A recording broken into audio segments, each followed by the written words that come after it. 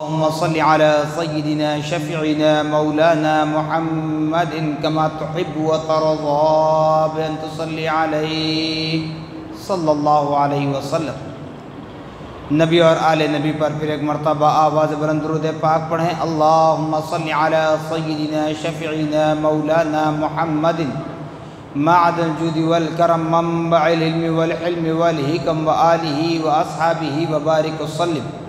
صلاة و سلاما علیک یا رسول اللہ صلی اللہ تعالی علیک وعلی آلک واصحابک وازواجک وذریاتک واہل بیتک اجمعین۔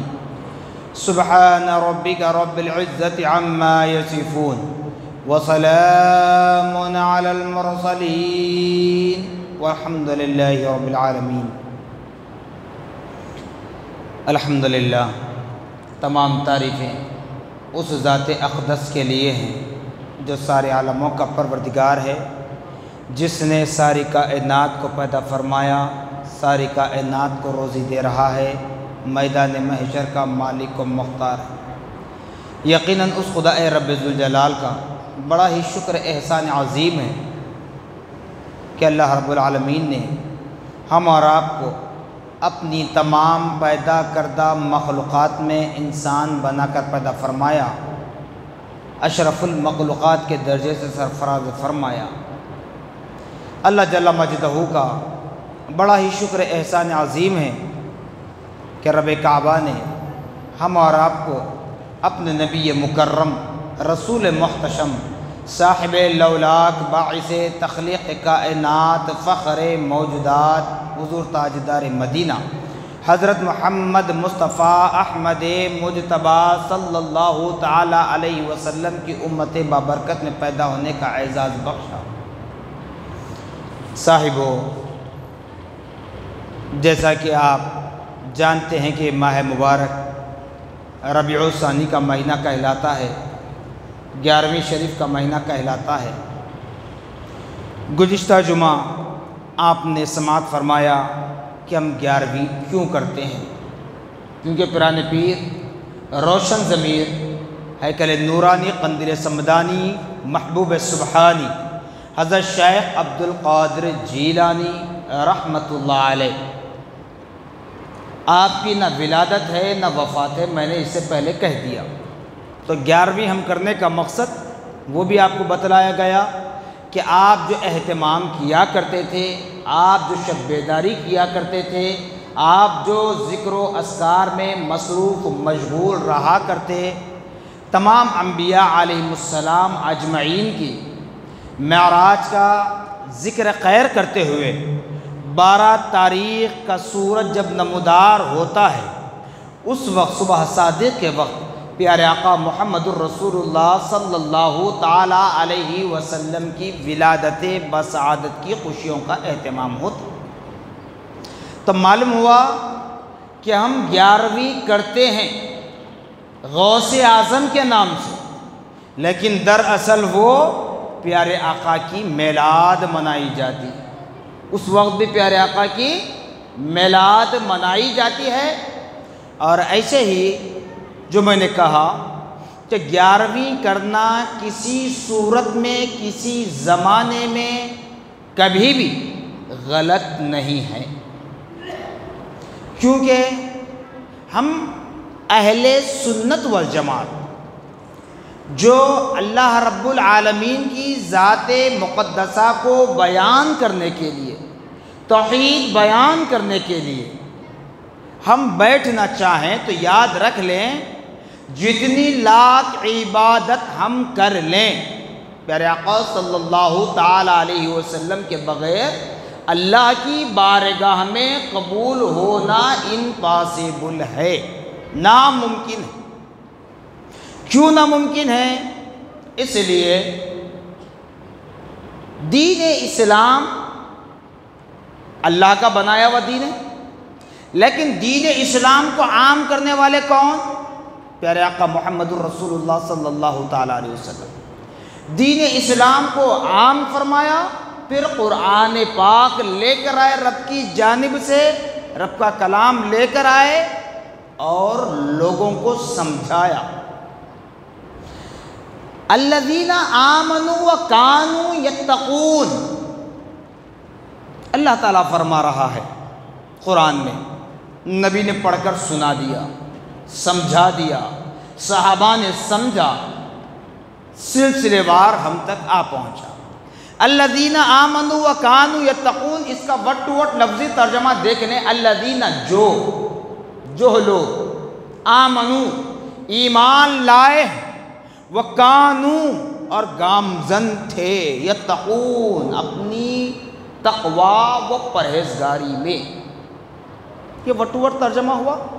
تو یعنی کہ اللہ تعالیٰ بتانا چاہتا ہے کہ الذین آمنوا وکانوا یتقون، وہ لوگ کامل مومن ہیں جو کلمہ طیب اور کلمہ شہادت کو، اللہ کی وحدانیت کو، اللہ کی اکتائیت کو، اللہ کی صمدیت کو، یعنی اللہ کے ایک ہونے کو، اللہ کے بے نیاز ہونے کو جو مانتے ہیں، دل سے مانتے ہیں، زبان سے اقرار کرتے ہیں، وہ کامل مومن ہے۔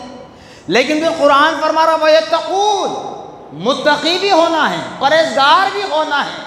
ایسے نہیں کہیں سے حادثہ ہو رہا ہے، حملہ ہو رہا ہے، اس حملے کے ہم شکار ہو رہے ہیں، اس حادثے کے ہم شکار ہو رہے ہیں، یا قیامت کا سورج طلوع ہونے والا ہے، ایسے موقع پر ہم رب کی بارگاہ میں آہو بکا کریں گے، تو ایسے موقعوں پر جو ہماری دعا ہوتی ہے، جو ہمارا ایمان لانا ہوتا ہے، جو ہمارا تقوی ہوتا ہے، جو ہماری پرہیزگاری ہوتی ہے، یہ اعمال رب کی بارگاہ میں قبول ہونا امپاسبل، کیونکہ اللہ نے آپ کو موقع دیا، اللہ نے آپ کو موقع دیا۔ تو دین اسلام کو سمجھیں، خدا کی وحدانیت کو سمجھیں، اور خدا کی وحدانیت بتلانے والی ذات نبی محمد الرسول اللہ صلی اللہ تعالیٰ علیہ وسلم، اور نبی محمد الرسول اللہ صلی اللہ علیہ وسلم کی ذات مقدسہ بتانے والی ذات کہیں نبی کی ازواج مطہرات کی شکل میں، کہیں نبی کی اولاد امجاد کی شکل میں، کہیں نبی کے صحابہ کی شکل میں، کہیں نبی کے صحابیات کی شکل میں، کہیں تابعین تبع تابعین کی شکل میں، کہیں ائمہ مجتہدین، مفسرین، محدثین، فقہاء، ائمہ اربعہ سلاسل طریقت کی شکل میں، کہیں اولیاء اللہ، علماء ربانیین، علماء حق کی شکل میں۔ دیکھیے میں ہمیشہ کیا کہتا ہوں، دین اسلام کو ماننے کے لیے پیارے آقا صلی اللہ علیہ وسلم کا وسیلہ ضروری ہے، ضروری۔ اب انکار کرنے والے کرتے ہیں، کرنے دیجیے۔ میں کہتا ہوں ہمیشہ مسرور نہ صحیح، مجبور صحیح، نبی کو تو ماننا پڑے گا۔ جیسے کہ ہم نے دیکھا ابھی حال ہی میں ایک ہفتہ پہلے ایک صاحب کے بیٹے کا انتقال ہوا، وہ اپنے بیٹے کی لاش کے سامنے کھڑے رہ کر فرما رہے مولا حبیب کے صدقے اس کی مغفرت فرما دے۔ ہم وہی وسیلہ لے رہے ہیں تو اعتراض ہم پر، اور تم اپنے آپ کو توحید کا نام بتا کر جب لاش سامنے رکھی ہوئی ہے جواں بیٹے کی، اس پر دعا کر رہے ہیں مولا حبیب کے صدقے اس کی مغفرت فرما دے، میرے بیٹے کی مغفرت فرما دے۔ تو مجبوراً تو ماننا پڑا نا، زندگی بھر تو وسیلے کے قائل نہیں تھے، جب جواں بیٹے کی لاش سامنے آئی تو وسیلہ یاد آ گیا۔ تو لہٰذا اس لیے ہم اعلان کرتے ہیں، ہم اہل سنت والجماعت کا، چاہے وہ عالم دین ہو، مفتی ہو، مشائخ ہو، سید زادہ ہو، حد تو یہ ہے عام انسان بھی اگر ہے جس کا تعلق اہل سنت والجماعت سے ہے، تو وہ چند ٹکوں کی بنیاد پر، چند ریال اور ڈالر کی بنیاد پر اپنے ایمان کا سودا نہیں کرتا، اپنے ایمان کا سودا نہیں کرتا۔ اور اس لیے ہم کہتے ہیں ہم اپنے معصوم نونہالوں کو سکھا کر جائیں گے، نبی کا وسیلہ جب تک نہیں لیں گے رب کی بارگاہ میں کامیابی ملنا امپاسبل ہے۔ سجدے پر سجدہ آپ کر لیں، نماز پر نماز آپ پڑھ لیں۔ جیسے میلاد کے موقع پر میں نے بتایا، آپ کو ہر سال بتاتا ہوں، حضرت آدم علیہ نبی علیہ السلام جو دنیا کے سب سے پہلے بشر ہیں، ابھی یہ بت خانہ بھی نہیں بنا تھا کوئی، خانہ کعبہ کو جو بت خانہ بنایا گیا تھا، اب یہ بت خانہ بھی نہیں بنا تھا خانہ کعبہ میں، کوئی مورتی بھی نہیں تھی۔ پھر اب بتائیے حضرت سیدنا آدم علی نبینا علیہ السلام کی جب ولادت بسعادت ہوئی خدا کے دست قدرت سے، تو اس وقت کیا تھا؟ گناہ کے لیے کیا تھا؟ ارے جس درخت کا پھل کھانے سے منع کیا گیا تھا وہ پھل کوئی حرام نہیں تھا، باوجود اس کے ہمارے والد بزرگوار حضرت سیدنا آدم علیہ نبی علیہ السلام دنیا میں بھیجے جانے کے بعد 360 سال تک روتے رہے۔ اللہ کیوں رلایا؟ جبکہ اللہ تعالیٰ فرما رہا ہے مجھے سے گناہگاروں کے لیے، کیا فرما رہا ہے کہ میں اپنے بندے پر 70 ماؤں سے زیادہ محبت کرتا ہوں، 70 ماؤں سے زیادہ۔ پھر اللہ پاک فرما رہا ہے میں میرے ہر بندے کے دل پر دن بھر میں 360 مرتبہ نظر ڈالتا ہوں۔ پھر اللہ ہی کا فرمان ہے میرے انبیاء و رسول معصوم ہیں، بے گناہ ہیں، ان سے کوئی گناہ سرزد نہیں ہو سکتا۔ تو پھر مولا حضرت آدم کو 360 سال تک کیوں رلایا؟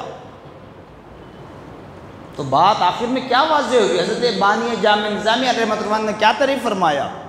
یہی تو لکھا، یہی بتایا کہ پیارے آقا صلی اللہ علیہ وسلم کے وسیلے کے بغیر دعا ہو رہی تھی، تو یہ حضرت آدم کی عمدن خطا نہیں تھی، اللہ تعالیٰ بتانا چاہ رہا تھا۔ اللہ تعالیٰ بتانا چاہ رہا تھا کیا؟ کہ لوگوں دیکھو یہ میرا سب سے پہلا خلیفہ ہے، دنیا کا سب سے پہلا انسان ہے، دنیا میں اپنا سب سے پہلا نائب بنا کر بھیج رہا ہوں۔ اس خطا پر، چھوٹی سی خطا نہیں ہوتی، سمجھانے کے لیے کہہ رہا ہوں، خطائے آدم میں، غلطی آدم میں خود خدا کی رضا شامل تھی، اور رب نے 360 سال تک رلایا۔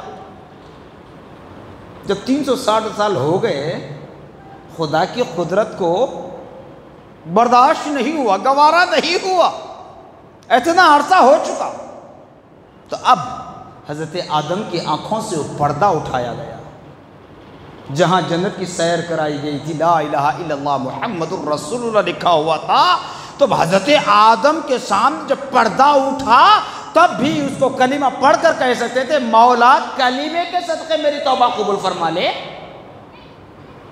کلمے کے صدقے توبہ قبول فرما لے۔ اب حضرت آدم کو سپورٹ کرنے والے کون تھے بتائیے اس وقت؟ نہیں، مگر حضرت آدم نے کیا کہا؟ مولا اس نام محمد کے صدقے میری توبہ کو قبول فرما، مولا اس نام محمد کے صدقے تو میری توبہ کو قبول فرما۔ تو اللہ نے پلک جھپکنے کی دیر میں حضرت آدم کی توبہ کو قبول فرمایا۔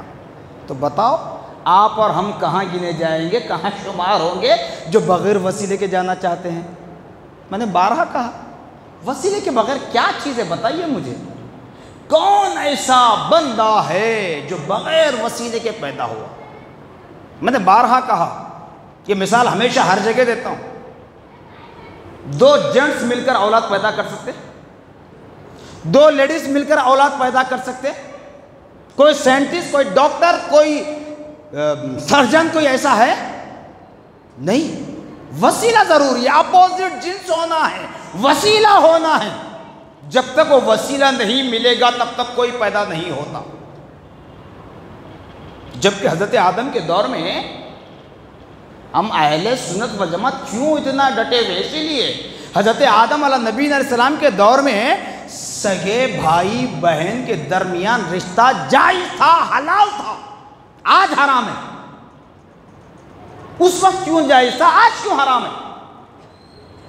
اس لیے ہم شریعت کو بدل رہے نہیں، شریعت کو خود خدا بدل رہا ہے، شریعت کو بدلنے والے خود نبی کون و مکان صلی اللہ علیہ وسلم ہے۔ اس لیے کہ اس وقت اس لڑکے کے لیے کوئی اور لڑکی نہیں تھی، اور حضرت آدم کی اس لڑکی کے لیے کوئی اور لڑکا نہیں تھا۔ آبادی بڑھانا ہے، نسل بڑھانا ہے، تو پھر کیا کیا جائے؟ تو سگے بھائی بہن کے درمیان ایک ہی باپ کے نطفے سے ایک ہی ماں کے شکم سے جنم لینے والے دونوں بھائی بہن کے درمیان اس وقت نکاح جائز تھا، اس وقت نکاح جائز تھا جو حرام ہے، اب نہیں۔ حضرت نوح علیہ السلام کے دور میں ہی حرام ہوگا، اسی وقت حرام ہوگا۔ تو یہ طریقے کا وسیلہ لینا، اولیاء اکرام کی بارگاہوں میں حاضری دینا، یہ ہماری جرت نہیں ہے۔ اولیاء اکرام کے نام سے فاتحہ دینا، موسوم کرنا، یہ ہماری جرت نہیں ہے۔ اگر فتوی دینا ہے ہم کو مشرک بدعت کا تو یاد رکھ لیں، کان کھول کر سن لیں، سب سے پہلے امام شافعی رحمۃ اللہ علیہ کو کہیں، سب سے پہلے امام شافعی کو کہیں۔ کیوں؟ اس لیے کہ حضرت امام شافعی رحمۃ اللہ علیہ کے پاس کیا مسلک تھا، طریقہ کار کیا ہے، ابھی بھی وہی ہے۔ کیا تھا، کیا ہے طریقہ؟ آپ وضو کر رہے ہیں، غسل کر رہے ہیں، نیت زبان سے عربی الفاظ کا ادا کرنا ضروری ہے امام شافعی رحمۃ اللہ علیہ کے مسلک میں۔ وہی امام اعظم کے پاس دل کا ارادہ کافی ہے، نیت کر لیا کافی ہے، عربی پڑھنے نہیں آتا، عربی ورس نہیں پڑھ سکتا، تو امام اعظم ابو حنیفہ رحمۃ اللہ علیہ فرماتے ہیں دل میں ارادہ کر لیا پاکی کا تو اس کا غسل ہو جاتا ہے۔ دل میں ارادہ کر لیا میں وضو کر رہا ہوں نماز پڑھنے کے لیے، میں وضو کر رہا ہوں قرآن پڑھنے کے لیے، میں وضو کر رہا ہوں پاک و صاف رہنے کے لیے، تاکہ اگر موقع مل جائے تو نماز بھی پڑھ لوں تو اس کا وضو ہو جائے گا۔ جبکہ نیت، وضو کی نیت تو فرائض وضو میں سے نہیں ہے، لیکن امام شافعی کے پاس عربی زبان سے الفاظ ادا کرنا مست ہے، ضروری ہے۔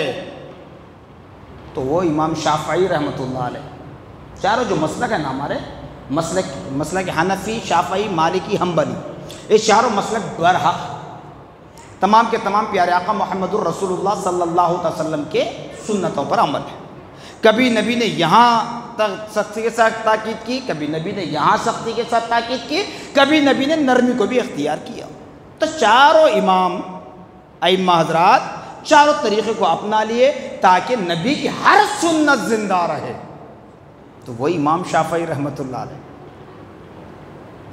امام شافعی کے مسلک میں نماز پڑھتے ہیں مرد حضرات سینے پر ہاتھ باندھنے کا حکم ہے۔ ہر سینے پر ہاتھ باندھنے والا شافعی نہیں ہوتا، یہ بھی ذہن میں رکھ لیں، کیونکہ امام شافعی کے پاس سینے پر ہاتھ باندھنا ہے لیکن پیروں کے درمیان 4 انگل کا ہی فاصلہ ہے۔ آپ کوئی زیادہ ہی موٹے تازے ہیں، قریب نہیں کر سکتے پیر، تو ان کی پرسنالٹی کے اعتبار سے ایک بالش تک دور پیر ہٹا سکتے ہیں، اتنا دور پیر نہیں کہ بازو والے کے پیر کی انگلی پر انگلی رکھی جائے، پیر رکھا جائے، پیر چیر کا ٹھہرنا نہیں ہے۔ امام شافعی کے مسلک میں سینے پر ہاتھ باندھنا ہے۔ آمین بالجہر ہے، سورہ فاتحہ کے اختتام پر آمین بالجہر ہے۔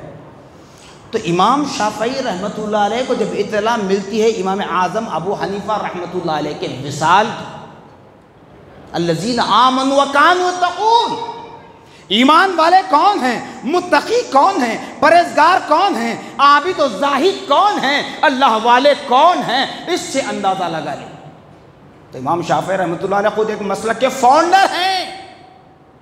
جب امام اعظم کا انتقال ہوا گریہ بیزاری کرنے لگے، دھاڑے مار کر رونے لگے، کہنے لگے مولا اس روئے زمین پر امام اعظم ابو حنیفہ رحمۃ اللہ علیہ جیسا میں نے عالم کسی کو نہیں پایا، مولا آج وہ اس دنیا سے چل بسے ہیں، مگر مولا نعمان حضرت امام اعظم ابو حنیفہ رحمۃ اللہ علیہ کی بارگاہ سے مجھے علم عطا فرما، علم عطا فرما۔ امام شافعی رحمۃ اللہ علیہ امام اعظم ابو حنیفہ رحمۃ اللہ علیہ کی مزار پر جا کر اکتساب فیض حاصل کیا، علم حاصل کیا، اور یہاں تک بتایا جاتا ہے کہ جب امام شافعی رحمۃ اللہ علیہ امام اعظم ابو حنیفہ رحمۃ اللہ علیہ کی بارگاہ میں پہنچتے ہیں، نماز کا وقت ہو تو اس وقت آپ سینے پر ہاتھ باندھ کر نماز نہیں پڑھتے، رفع یدین نہیں کرتے، آمین بالجہر نہیں کہتے، بلکہ امام اعظم ابو حنیفہ رحمۃ اللہ علیہ کے مسلک پر زیر ناف اپنے ہاتھ کو باندھتے ہیں، رفع یدین نہیں کرتے، آمین بالجہر نے بسر کہتے ہیں، آہستہ سے آمین کہتے ہیں۔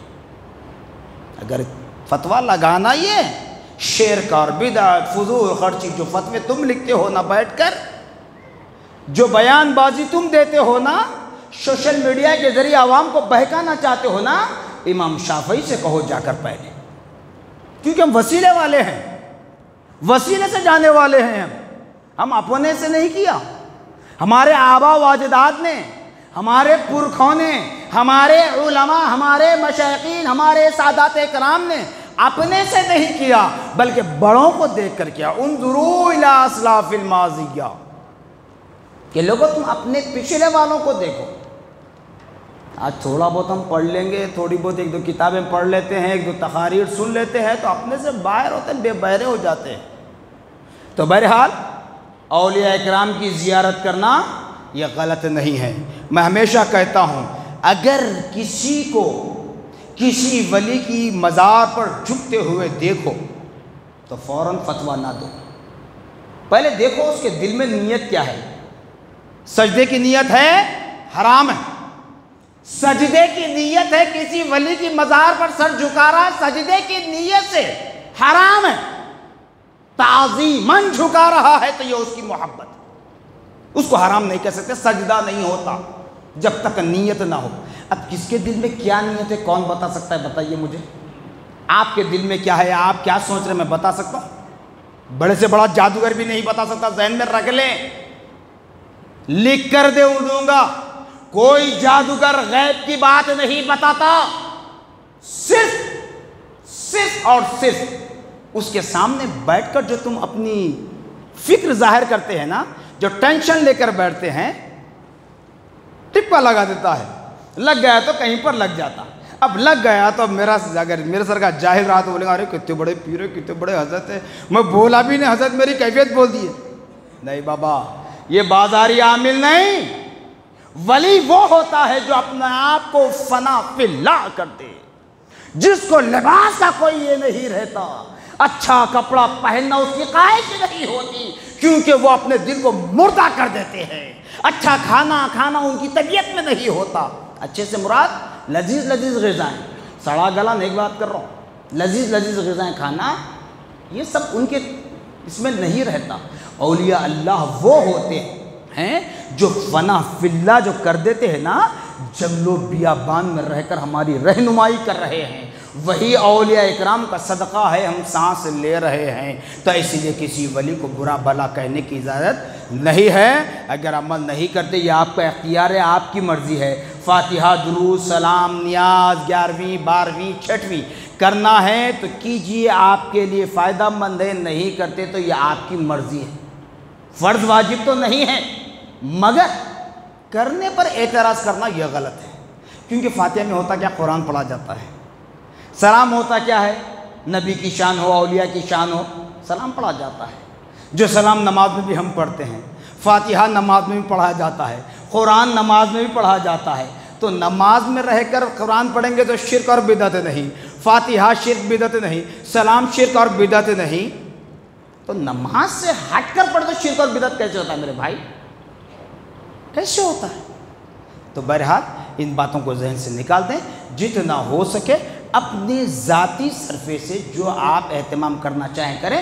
پھر ایک بات دہرا دیتا ہوں کہ آپ 11ویں شریف کرنا چاہتے ہیں تو کیجئے، آپ اپنے محلے میں کیجئے، محلے کے جو چھیلے بنائے جاتے ہیں، غوث پاک کے نام سے جو موسوم چھیلے بنائے جاتے ہیں جھنڈے، وہاں پر بھی 11ویں کرنا چاہتے ہیں تو کیجئے، لیکن اسلام کے دائرے میں رہ کر تمام عادات کو ملحوظ رکھتے ہوئے کسی کو تکلیف دیے بغیر کریں، اور اس میں سب سے اہم مدعا یہ بھی ہے کہ کسی سے آپ چندہ نہ مانگیں، آپ کی جتنی طاقت ہے، جتنی استطاعت ہے، جتنی کیپاسٹی ہے، اس طاقت کے اعتبار سے آپ نظر و نیاز کا اہتمام کریں، لوگوں سے چندہ مانگ کر نہ کریں، کیونکہ غوث اعظم فقیر رحمۃ اللہ علیہ نہ ہمارے چندوں کے محتاج ہیں، نہ ہمارے جھنڈوں کے محتاج ہیں، نہ دیغیں پکا کر کھلانے کے محتاج ہیں۔ جس طرح اللہ بے نیاز ہے، اللہ نے رسول اللہ کو بے نیاز بنا دیا۔ رسول اللہ کو جب اختیار دیا گیا تو رسول اکرم صلی اللہ علیہ وسلم نے اپنے محبوبین کو بھی بے نیاز کر چکا ہے۔